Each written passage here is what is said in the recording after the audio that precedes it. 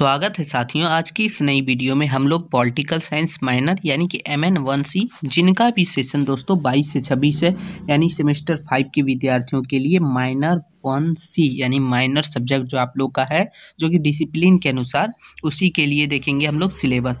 लेकिन इससे पहले आपको कुछ जानकारी दोस्तों, जो आप पॉलिटिकल साइंस पढ़िएगा वो सिर्फ वही स्टूडेंट पढ़ सकते हैं जो कि आपने सेमेस्टर 3 में ऑलरेडी रखा होगा तभी। अगर आपने सेमेस्टर 3 में माइनर के तौर पर कोई दूसरा सब्जेक्ट रखा था तो वही आप सेमेस्टर 5 में पढ़ सकते हैं, दूसरा सब्जेक्ट आप नहीं पढ़ सकते हैं। ठीक है, तो ये चीज़ ध्यान रखिएगा। तो चलिए हम लोग देखते हैं। ये है पॉलिटिकल साइंस का सिलेबस। आपको हिंदी इंग्लिश दोनों में मिलता है।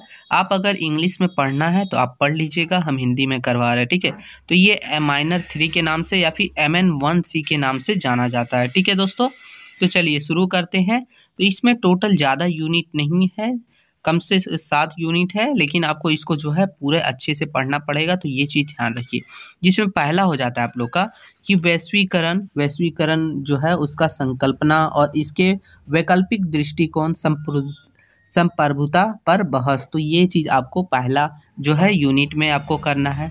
ठीक है दोस्तों, दूसरा यूनिट हो जाता है कि वैश्विक अर्थव्यवस्था, इसका महत्व, इसका वैश्विक राजनीतिक अर्थव्यवस्था के ऊर्ध्वघोषक विश्व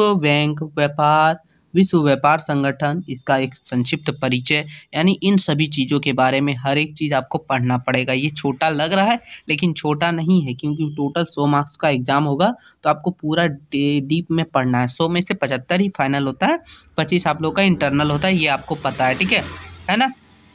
चलिए दोस्तों, आप देखेंगे हम लोग का तीसरा जो यूनिट है इसमें आपको पढ़ना है वैश्विक महिला आंदोलन के बारे में पढ़ना है, ग्लोबल वोमेन मूवमेंट्स। ठीक है, चौथा हो जाता है वैश्विक राजनीतिक परिस्थितिकी मुद्दे। ठीक है, तो ये चीज़ है दोस्तों। पांचवा है दोस्तों कि वैश्विक राजनीतिक NPT और CTBT, इन चीज़ों के बारे में पढ़ना है। ठीक है, डिटेल में आपको पढ़ना पड़ेगा। ठीक है, छठा है दोस्तों कि वैश्विक राजनीतिक, जिसमें अंतर्राष्ट्रीय आतंकवाद, इसके बारे में एक संक्षिप्त परिचय भी लिखना है जो कि आपको यहाँ सिलेबस में इंडिकेट कर दिया गया है।